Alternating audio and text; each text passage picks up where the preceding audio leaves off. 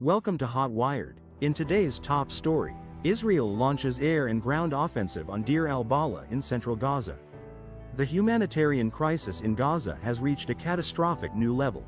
Israel's ongoing military operation, now including extensive ground assaults, has plunged the already devastated territory into a deeper abyss of suffering. The recent attacks on Deir al-Balah, a crucial hub for humanitarian aid, are a chilling illustration of the escalating tragedy. We'll examine the latest developments and the devastating consequences for the civilian population. The assault on Deir al-Balah, the last relatively undamaged area in Gaza, follows a horrific incident on Sunday. At least 85 Palestinians, mostly women and children, were killed while desperately waiting for food aid near the border with Israel. The World Food Programme reports that these individuals, already facing starvation, were fired upon by Israeli tanks and snipers after a UN aid convoy arrived.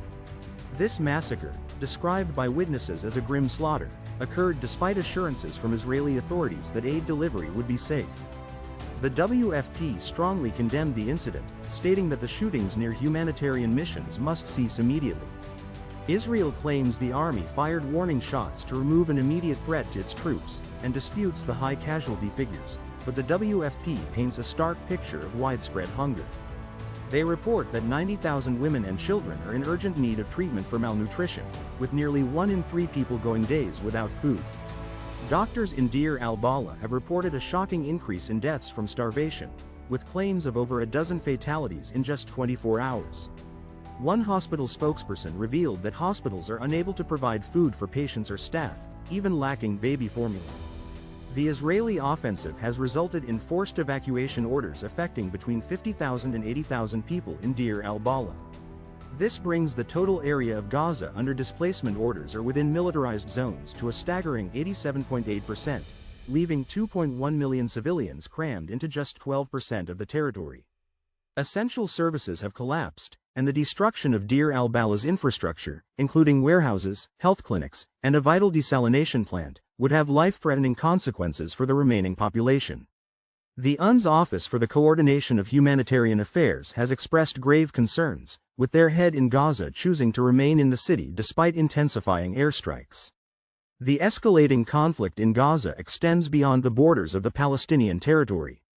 Reports indicate that Israel launched a strike on Hodeidah port in Yemen, destroying a recently rebuilt dock. This attack, confirmed by a Houthi security official, further complicates an already volatile regional situation and underscores the broader implications of the escalating conflict in Gaza. Despite reports suggesting Hamas was close to agreeing to a ceasefire, Israel has continued its intense military operations. The situation in Gaza remains critical, with the potential for further widespread starvation and civilian casualties. The international community is facing a moral imperative to act decisively and urgently to alleviate the suffering of the Palestinian people and ensure the safe and unimpeded delivery of humanitarian aid.